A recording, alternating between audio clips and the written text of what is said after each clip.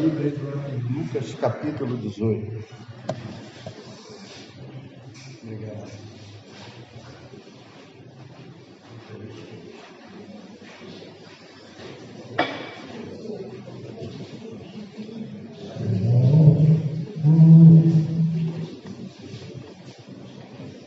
Lucas capítulo 18. Vamos ler do versículo 18 até o 30. Lucas, capítulo 18, do versículo 18 ao 30. Lucas, capítulo 18, do versículo 18 ao 30. Todos acharam, amém? Aqui na minha Bíblia tem o tema, o jovem rico. O jovem rico. Vamos ler sobre esse jovem rico, ou essa pessoa rica. Vamos ler o texto. Mais uma vez repetindo, Lucas 18, a partir do versículo 18. E um homem importante perguntou-lhe: Bom mestre, que devo fazer para herdar a vida eterna? 19. Jesus lhe respondeu: Por que me chamas bom? Ninguém é bom, a não ser um que é Deus. 20. Sabes os mandamentos: não adulterarás, não matarás, não furtarás, não darás falso testemunho, honra teu pai e tua mãe. O homem disse: Tenho obedecido todas essas coisas desde a minha juventude. 22. Quando ouviu isso, Jesus lhe disse: Ainda te falta uma coisa. Vende tudo que tens, reparte com os pobres e terás um tesouro no céu. Depois vem e segue-me. 23. Mas ouvindo isto, ele ficou muito triste, porque era muito rico. 24. Então, vendo-o assim, Jesus disse: Como é difícil para os que têm riquezas entrar no reino de Deus. Versículo 25. Pois é mais fácil um camelo passar no fundo de uma agulha do que um rico entrar no reino de Deus. 26. Então os que ouviram isso perguntaram: Quem então pode ser salvo? 27. Ele lhes respondeu: As coisas impossíveis aos homens são possíveis para Deus. Pedro lhe disse: Nós deixamos tudo e te seguimos. Jesus respondeu: Em verdade vos digo que ninguém há que tenha deixado casa ou mulher, ou irmão, ou pai, ou filho, por amor do reino de Deus, que no presente não receba muito mais, e na vida vindoura a vida eterna. Senhor Deus, acabamos de ler a Tua palavra, ser conosco, nos dê uma interpretação correta desse texto, fala ao nosso coração. É isso que nós pedimos, te agradecemos, oramos em nome do Senhor Jesus. Amém e amém. A gente poderia colocar vários temas em cima desse texto, porque é um texto sugestivo, é um texto que por si só ele já fala, tem muitos assuntos, tem muitos ensinamentos aqui nesse texto, do qual Jesus trata com relação à riqueza, à ganância, né? As pessoas que são dominadas pelo dinheiro. Eu coloquei como tema nessa mensagem, o dinheiro dele o possuía, ele não possuía seu dinheiro, ele era dominado pelo dinheiro, pela riqueza, e é isso que acontece com as pessoas. Nós não estamos fechando a porta do céu, nem o texto fecha a porta do céu para as pessoas ricas, não. Mas desde o momento que esses ricos, a sua riqueza ele coloca num pedestal, a sua riqueza dá massagem no seu ego, ele se sente orgulhoso, inchado e trata as pessoas com desdém. Quando essa riqueza o domina, aí fica difícil esse sujeito, que seja ele quem for, entrar no reino dos céus. Por quê? Porque o dinheiro lhes domina. Mas eu vou começar pelo versículo que fala que é mais fácil um camelo passar no fundo de uma agulha do que um rico entrar no reino dos céus. Veja o versículo 25. Pois é mais fácil um camelo passar pelo fundo de uma agulha do que um rico entrar no reino de Deus. É uma mensagem dura, né, para as pessoas endinheiradas nesse mundo, né? Mas eu quero discutir esse versículo com os irmãos e trazê-lo como uma introdução da mensagem, porque a gente vê os teólogos discutindo esse assunto e eles falam muito sobre essa agulha, não é? Dizem que seria as portas da cidade, que o camelo não entrava. Também deveria ser, porque as portas eram tão pequenas, era tipo uma agulha, assim eles dizem, né? Que o camelo muitas das vezes, para entrar, deveria entrar ajoelhados. Outros dizem que eles ficavam do lado de fora. E aquele que retrata que a agulha, e aos que retratam que a agulha é como a agulha mesmo, a agulha da costureira, né? Os irmãos que costuram, irmão Aldenir, então, tá. Eu, para botar uma linha na agulha, eu tenho que passar na boca várias vezes para poder entrar Mas vamos pensar na agulha, não, vamos pensar no camelo. Quem é o camelo, não é? Se a gente for fazer uma mensagem alegórica, a gente ia dizer que o camelo é o pastor, que, né, carrega os dons espirituais. Lá no Velho Testamento, o camelo era usado como símbolo de carga de pessoas que iam buscar alimentos, e buscar água, e fazer um monte de coisa. Mas vamos falar um pouco sobre essa figura do camelo. Os camelos são chamados hoje em dia de dromedários, né? Eles têm 1,80 m de altura 1,80 m de comprimento por 2 metros de altura. Camelos são animais mamíferos que apresentam uma corcova. Tem uns que tem até duas, né? Uma corcova, duas corcovas. Ali é onde eles armazenam os alimentos, para ficar dias e dias sem comendo, só remoendo depois. Dizem que o camelo, né, por ser um lugar semiárido, eles são velozes. Diz que tem camelo que atinge uma velocidade de 65 km. Olha só, mais do que uma bicicleta, né? Mais do que uma lambretinha. E eles comem arbustos, gramas secas, ramos, cactos, ervas e plantas espinhosas. Eles possuem 3 pálpebras no olho, por causa da areia do deserto.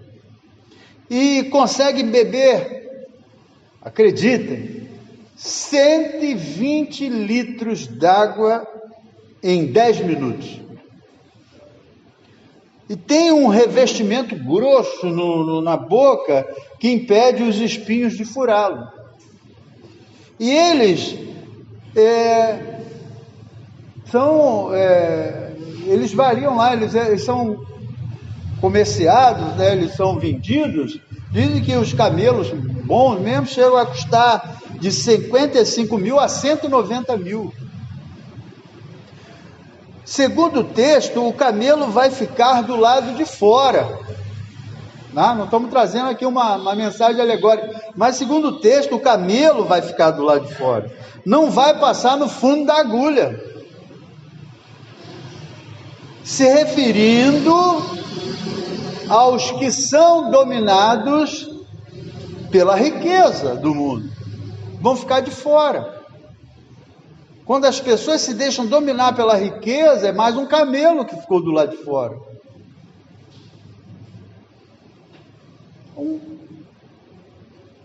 O jovem do texto que nós lemos, ele é um jovem rico. Eu não sei por que aquele jovem foi buscar Jesus para perguntar sobre a vida eterna, se ele já era religioso, que ele obedecia os mandamentos.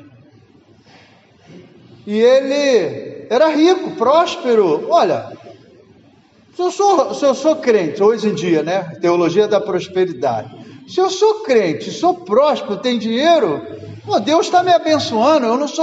Eu sou cauda. Não, perdão, eu sou cabeça, não sou cauda. O Deus da riqueza me tem suprido as minhas necessidades. Não é? Hoje a teologia prosperidade não é assim. Pobreza para eles é pecado. Ninguém pode ser pobre. Pobre é condenado, está debaixo de maldição. Deus não, Deus nos chamou para ser rico, para ter dinheiro.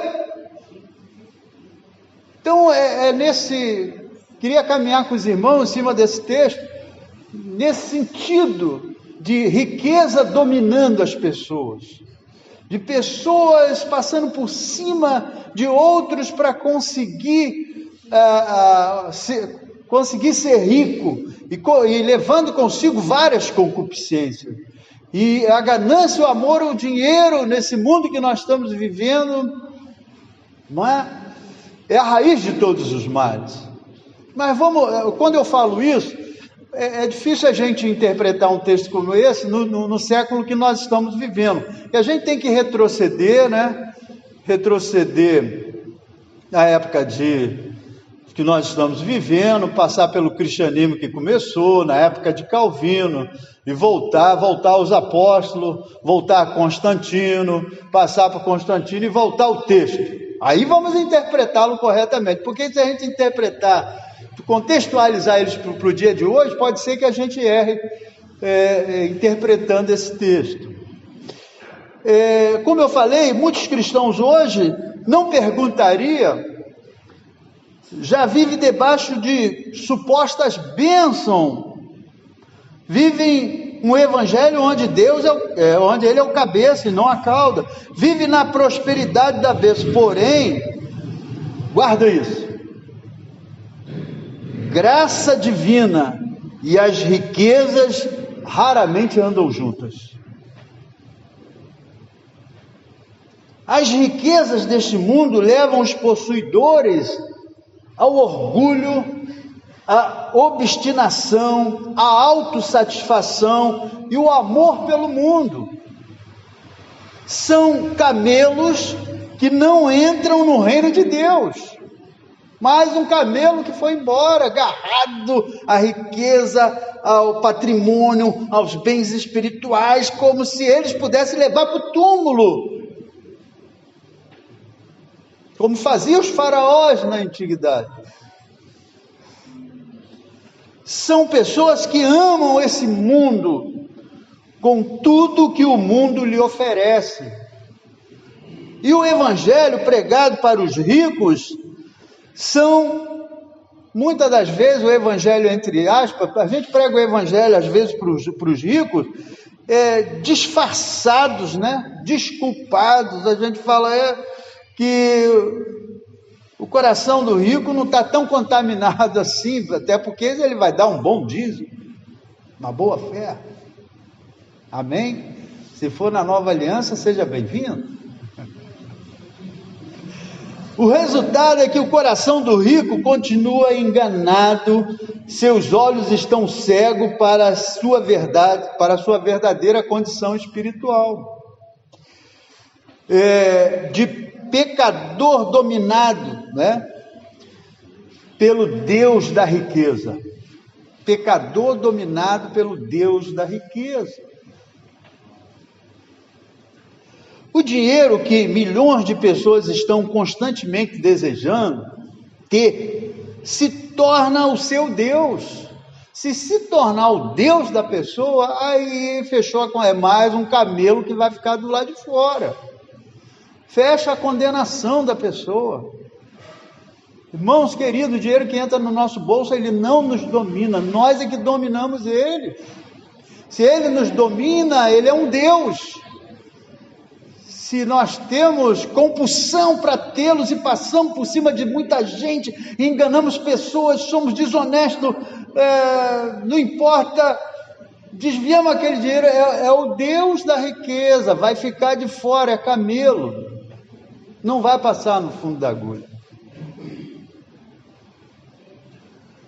Sabe, Paulo, os irmãos conhecem, Paulo quando ele escreve a Timóteo, ele diz que aqueles que querem ficar ricos caem em muitas concupiscências insensatas, perniciosas, que levam os homens à perdição. Quem ama o dinheiro jamais terá o suficiente. Eclesiastes fala isso. Quem ama o dinheiro jamais terá suficiente. Ele vai amar, ele quer mais. Cada vez quer mais.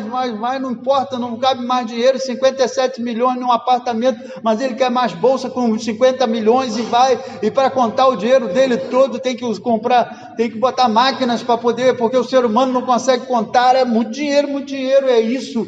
É o Deus da riqueza, é a ganância desse mundo dominado pela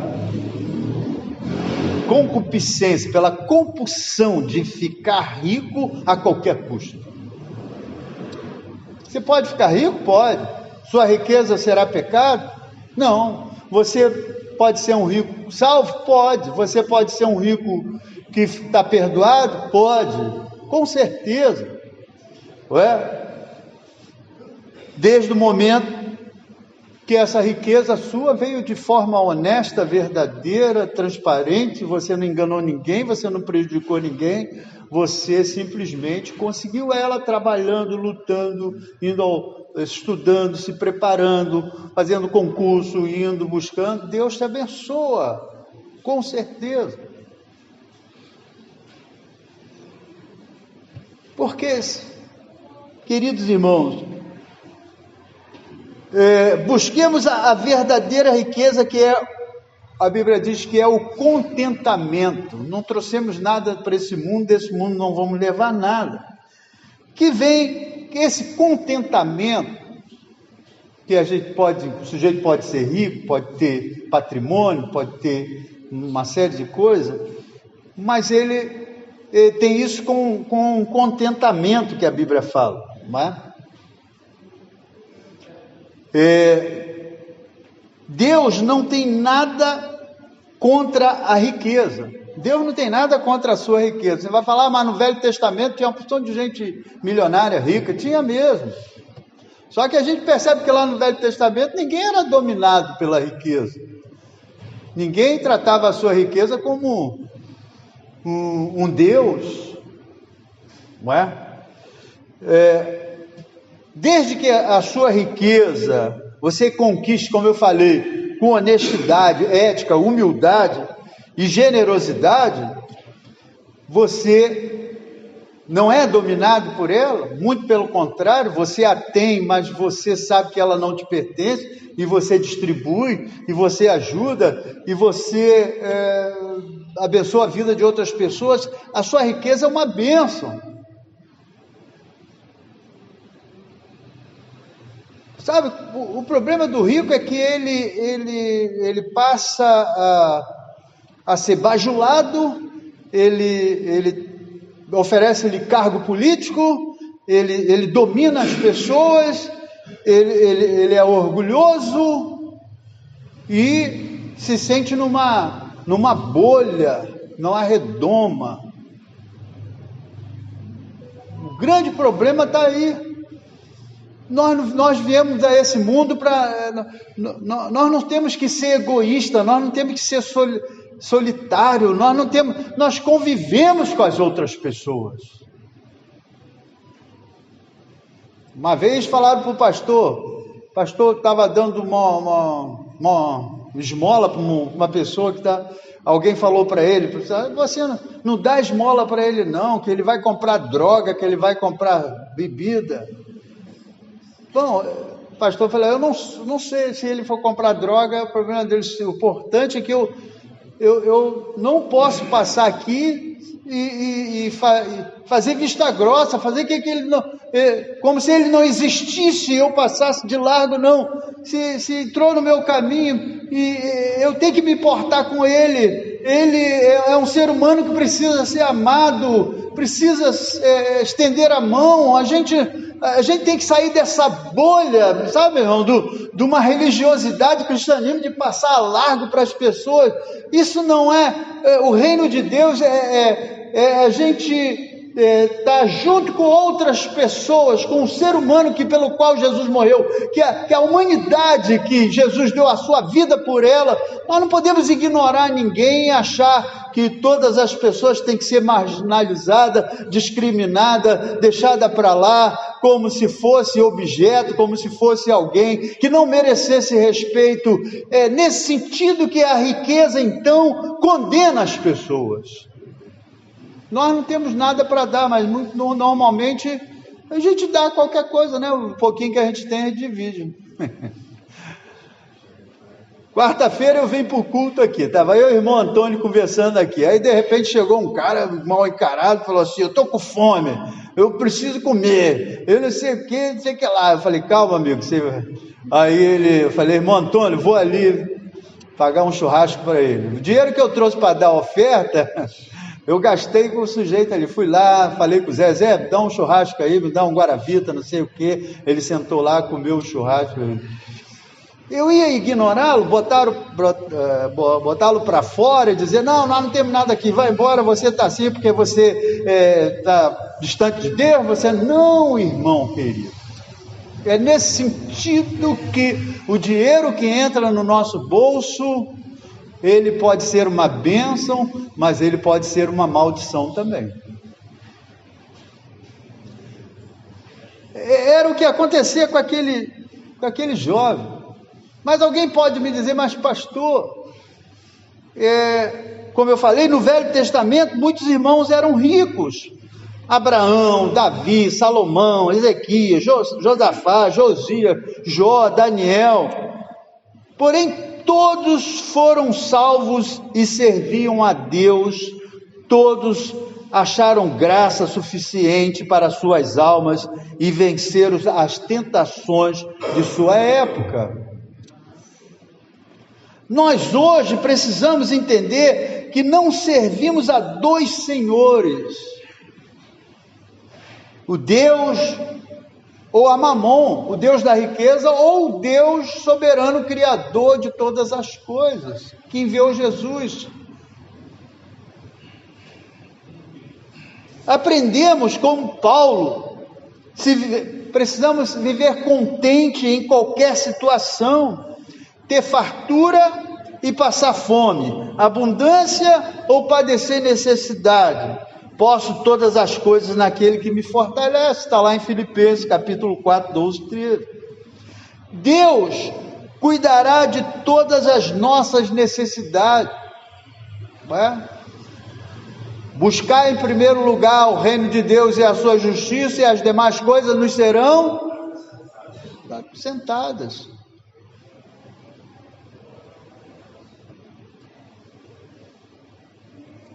Sabe, meus irmãos, daí a cada um que lhe é devido. Paulo fala isso, né?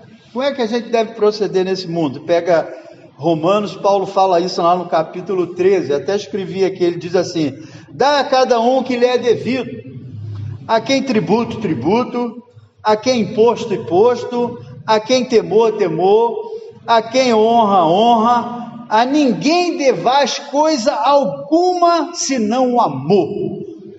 Nós devemos à pessoa o amor. Não precisamos, não temos que dever nada, mas devemos o amor. O amor pelas pessoas, seja elas quem forem. E quem ama o próximo tem cumprido a lei de Deus.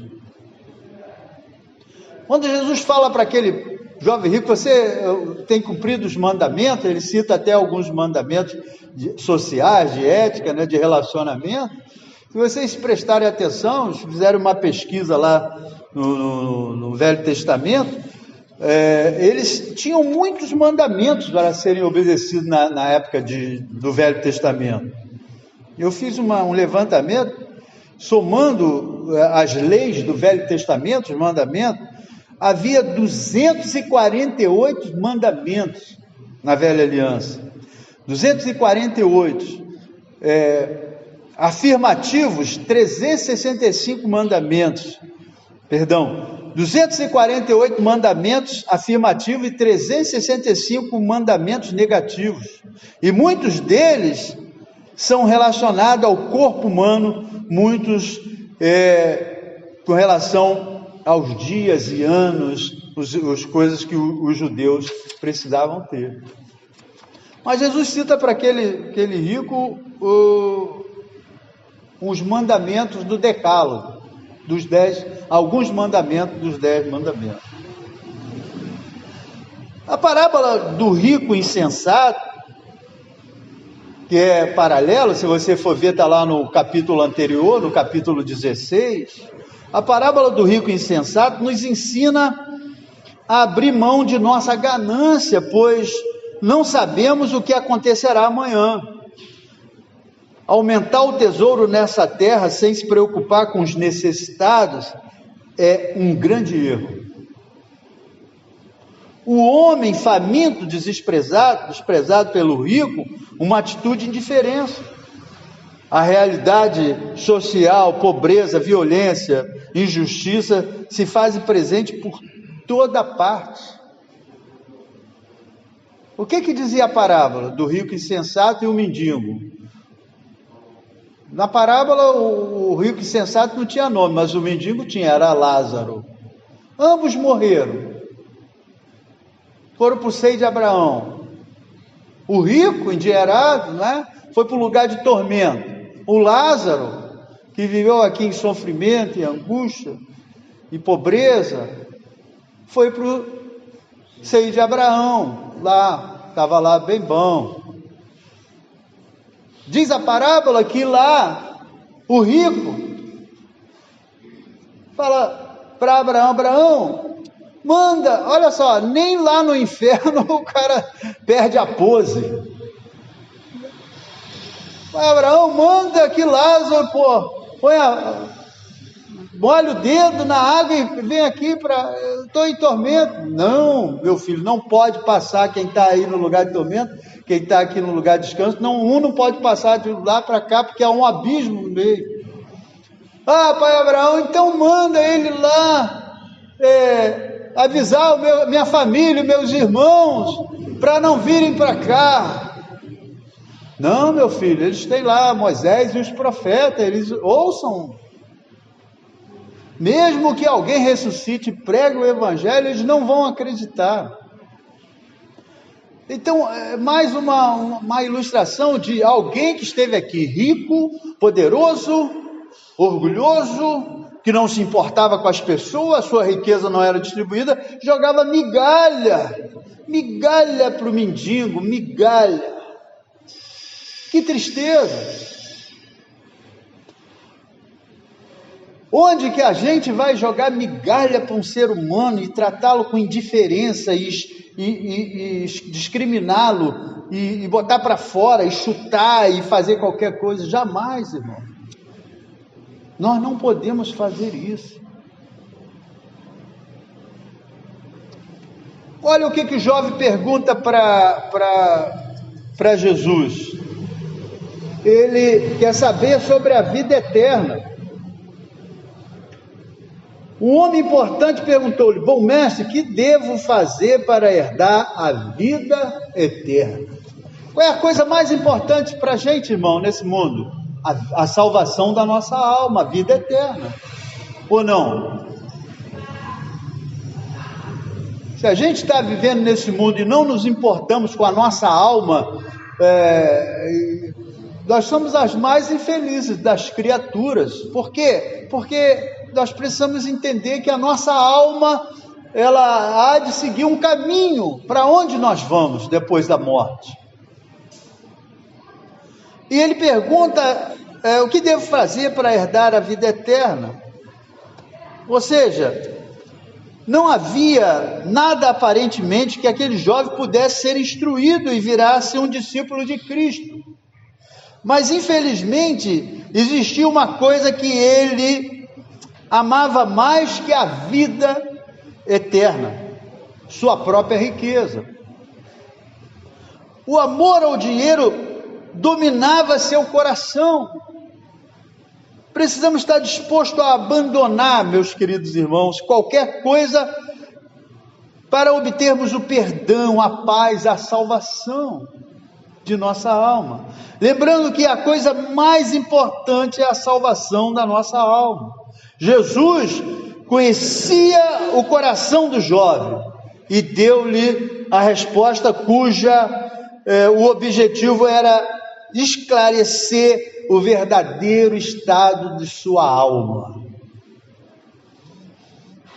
Infelizmente, há milhões de pessoas no cristianismo que não têm a menor ideia sobre a natureza espiritual da lei de Deus e por isso não sabem nada a respeito de sua própria pecaminosidade. Muitos pensam que o cristianismo te coloca numa posição de superior a outra pessoa, seja ela quem for. Não coloca. Nós não podemos fazer discriminação de ninguém. Seja ele quem for, irmão, se passou no nosso caminho, se cruzou a nossa vida, se alguma coisa permitiu que a gente passasse. Não estou dizendo que a gente tem que sair por aí caçando pessoas para falar, não, eu tenho que te amar, não sei o que. Não, mas se cruzou na nossa vida, se passou pela gente, se cumprimentou a gente, se algo você tem que demonstrar o amor, o carinho, a compreensão para essa pessoa. Senão você não entende a lei de Deus. Senão você não entende que amar a Deus sobre toda a sua força, sobre a força da sua alma, do seu intelecto, do seu pensamento, que é o grande primeiro mandamento, e é o próximo como a si mesmo, que é o segundo grande mandamento, que depende do primeiro. Sabe, muitas pessoas não percebem que Deus exige a verdade no íntimo. Nossos pensamentos, nossas emoções têm que estar em linha com a palavra de Deus, a Bíblia Sagrada. Temos que aprender a conhecer a nós mesmos. Aquele jovem rico, ele jamais poderia ter dito, tenho observado os mandamentos, porque a resposta que ele deveria dar como Paulo fala, a lei que existe em mim, sabe, eu sou miserável, eu não consigo obedecer, eu preciso do Senhor para poder obedecer a essas leis. E outra coisa que a gente precisa entender, meus irmãos, que o Evangelho é muito fácil você,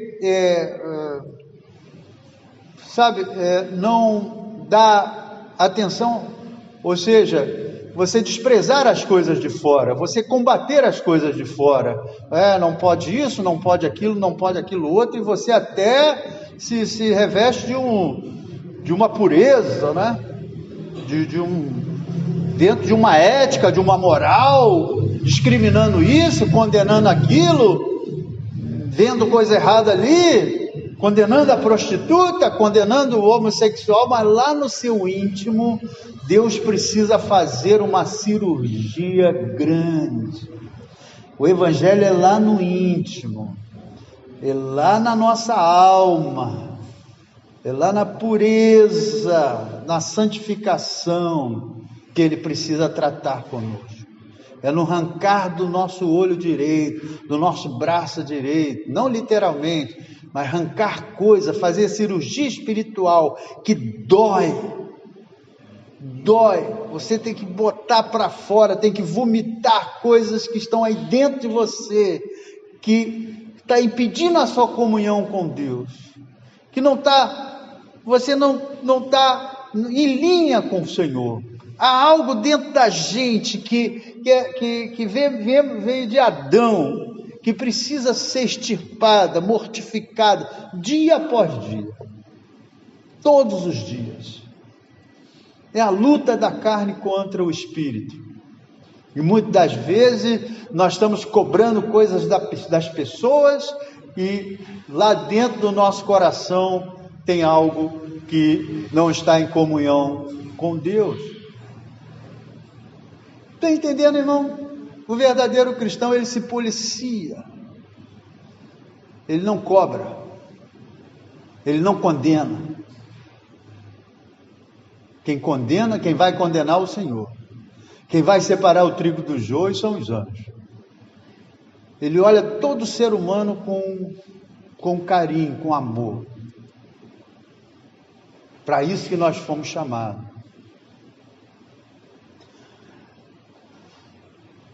E continuando aqui, meus irmãos, Deus exige essas verdades dentro do nosso coração. Aquele jovem rico, como eu falei, ele jamais poderia dizer: eu tenho observado, eu tenho obedecido os mandamentos. Pelo contrário, ele deveria ter dito como o apóstolo Paulo disse: a lei é espiritual, eu todavia sou carnal. Eu sei que em mim, isto é, na minha carne não habita bem nenhum. Preciso ser iluminado no entendimento pelo Espírito Santo, entender que eu preciso ser livre da escravidão do meu eu. O meu eu me escraviza.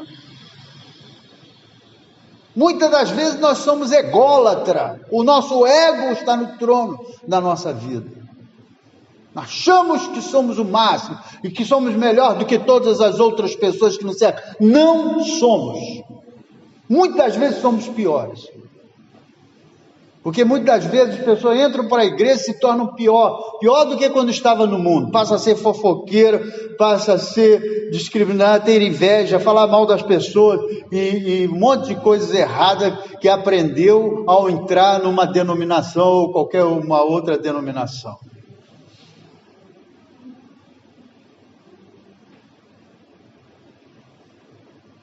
É como pastora mandar matar o seu próprio marido. E aí? Será que houve um trabalho lá dentro, dia após dia, mudança constante, luta, dificuldade? Isso é o cristianismo. Isso é o evangelho. É conflito. O verdadeiro cristão, ele tem conflito dentro dele. Bendito conflito, mas ele tem. Ele não é um cara que vive, se ele vive numa bolha, achando que ele é o máximo, Jesus vai vir para furar essa bolha, porque ele não pode ficar isolado, ele tem que conviver com outras pessoas, com esse mundo contaminado, difícil de se lidar, vizinhos, parentes, irmãos, no qual vai,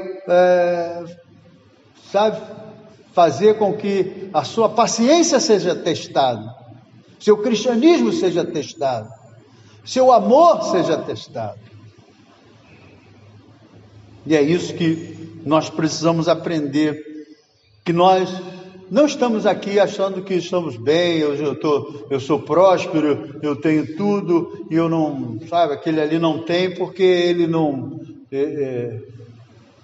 está debaixo de maldição. Eu já estou próspero, já tenho dinheiro, nada disso. Misericórdia. Continuando aqui, e aí, até os discípulos não entenderam. Ele diz: quão imenso é o poder da graça de Deus. Aí pergunta: quem pode ser salvo? Quem pode ser salvo? É impossível. Sendo assim, é impossível. Se você tem que abrir mão de tudo, dividir a sua riqueza, ir lá, ele tinha que dividir a riqueza, ele tinha que fazer essas coisas, porque ele estava sendo dominado, ele tinha compulsão por essa riqueza. Era o Deus dele. Por isso que Jesus puxou o tapete dele, para mostrar a sua necessidade, a necessidade da sua alma.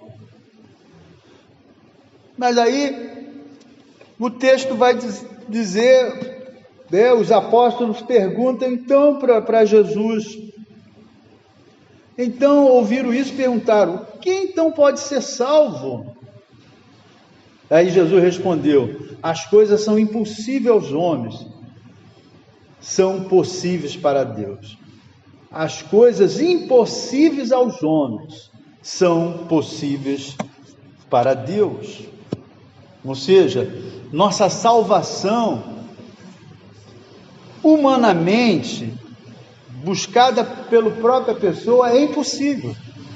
Ninguém vai nesse mundo ser salvo pela sua própria busca, pelo seu interesse, e não é possível. É o que o texto diz: porém, aprove a Deus, através do seu Filho Jesus, nos buscar e salvar. O Filho do Homem veio buscar e salvar o que se havia perdido. Ele largou o céu, tomou forma humana, veio nos buscar, nos encontrou lá na cruz, através do seu sacrifício, do seu imenso amor, do seu sangue purificador. Ali nós encontramos o amor de Deus, encontramos aquele que veio nos buscar. Foi Ele que veio nos buscar, não foi nós que o buscamos, porque quando o ser humano busca a Deus, é uma religião, ele cria métodos e formas para chegar até Deus. O cristianismo é Deus chegando ao homem, buscando ele lá na lama, buscando ele lá no pecado, buscando ele escravizado, buscando ele acorrentado, tirando, livrando e trazendo ele para conhecer, mudando a vida dele, firmando os pés dele na rocha, iluminando a vida dele. Isso é o Evangelho. Isso é conversão. Essa é a verdadeira conversão.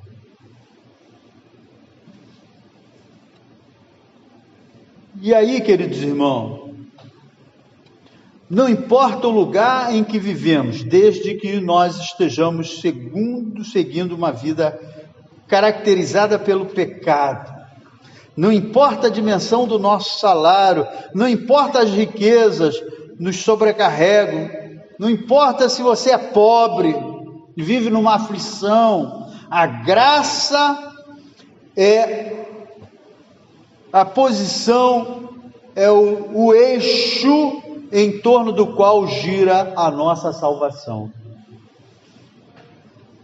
O dinheiro não fechará a porta do céu para nós, se nossos corações tiverem em retidão diante de Deus.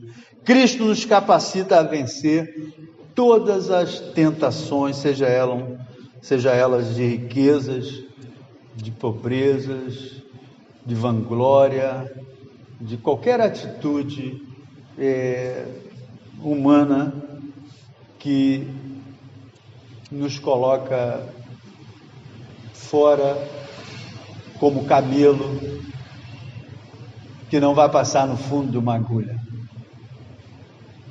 Estão entendendo, irmãos? O camelo, ele se dava bem, ele tinha tudo, né, para essa vida. Ele tinha alimento que durava bastante tempo, por isso que ele levava as pessoas no deserto. Ele tinha bastante água, 120 litros d'água lá no estômago dele, para viver não sei quantos dias. É assim, as pessoas às vezes estão nesse mundo achando, não, eu tenho tudo, eu tenho casa, tenho isso, tenho aquilo, tenho família, tenho não sei o que mais, mas não tem Deus,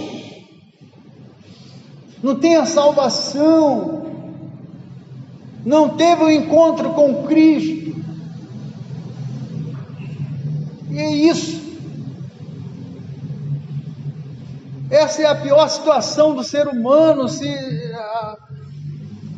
o seu nome não está escrito no livro da vida, se ele não for regenerado, se o seu coração se não estiver pacificado com aquela paz que diz: não há condenação para aqueles que estão em Cristo Jesus, o nosso Senhor. Essa é a verdadeira vida, essa é a busca da felicidade, do coração limpo, de ser misericordioso, de chorar com os que choram, se alegrar com os que se alegram, de ser pacificadores, vivendo para o reino de Deus, para a glória de Deus. Qualquer coisa que te prende a esse mundo e te fixa a a esse mundo material, qualquer situação que você acha maravilhoso e esquece de Deus, não quer saber do seu Criador, isso é terrível. Isso pode trazer condenação eterna para as pessoas. Eu quero terminar dizendo o seguinte, fazer algumas aplicações desse texto. O que a gente aprendeu com esse texto? Nós aprendemos 4 coisas com esse texto. Tudo que eu falei até agora vai ficar resumido nesses 4 pensamentos, nesses 4 características agora. Por exemplo, primeiro, você não se sinta ofendido, tá? Eu também sou. Você é um camelo que se habituou no mundo e vive preso pelos bens aparentes desse mundo. Não é o nosso caso, tá? Mas a maioria do ser humano é como se fosse um camelo, ficar de fora, não vai entrar, porque se adaptaram a esse mundo e vive preso pelos bens aparentes desse mundo. Segundo, Deus conhece o íntimo do ser humano, e é por aí que ele começa a obra salvadora de nossas almas. É lá no íntimo, lá nas frustrações, lá no peso do pecado, lá aonde são os segredos da nossa alma, lá nos fantasmas dos nossos pensamentos, lá nas nossas crises, lá nos nossos medos desse mundo. É lá que começa a salvação da nossa alma, é no íntimo. Por isso que aquele rico, Jesus falou para ele, Jesus, quando fala para ele que ele só tinha que obedecer os mandamentos, e ele dizia que tinha obedecido, Jesus mostrou a verdadeira situação da alma dele. Então, Deus conhece o íntimo do ser humano, por isso há que começar a sua obra de salvação através lá do nosso interior, do nosso coração. Terceiro, essa salvação é obra exclusivamente de Deus. Pelos eleitos, os eleitos serão alcançados. Por isso é impossível para o homem se regenerar por ele mesmo, mas Deus o salvará, Deus o regenerará, Deus o salvará. E a obra de salvação é exclusivamente Deus. Ao homem é impossível, mas para Deus tudo é possível. E por último, o que caracteriza a salvação de um cristão é os frutos do amor que ele tem pelo próximo. Para a gente ser um verdadeiro discípulo de Cristo, nós devemos amar as pessoas. Aí sim, o cristianismo que a gente prega, o cristianismo que a gente vive, o evangelho que a gente esboça na nossa vida, passa a ser um evangelho autêntico e verdadeiro, porque você se relaciona com as outras pessoas e as ama, e estende a mão, e busca, e dá um sorriso, e cumprimenta, e abraça, e as acolhe. É isso. Um cristianismo ou um evangelho que distancia as pessoas, que discrimina, que fala, você não vale nada, você é isso não é o evangelho de Jesus. Jesus caminhava pelas cidades e ele amava todas as pessoas. Deixai vir a mim as criancinhas minhas. Ia na casa de fulano para comer, pecador. Dizia que as prostitutas vão chegar primeiro no céu do que os religiosos. Às vezes eu fico pensando que Deus sempre tinha uma palavra de amor, de carinho para esse mundo caído de pessoas, dos quais eu era um, você também, mas a graça foi lá, nos alcançou. Nós somos melhor do que as pessoas que estão lá fora? Não. Nós estamos aqui pela bondade e pela misericórdia do Senhor.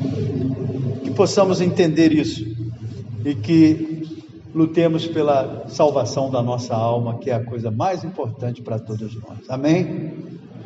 Que Deus nos abençoe. Vamos orar.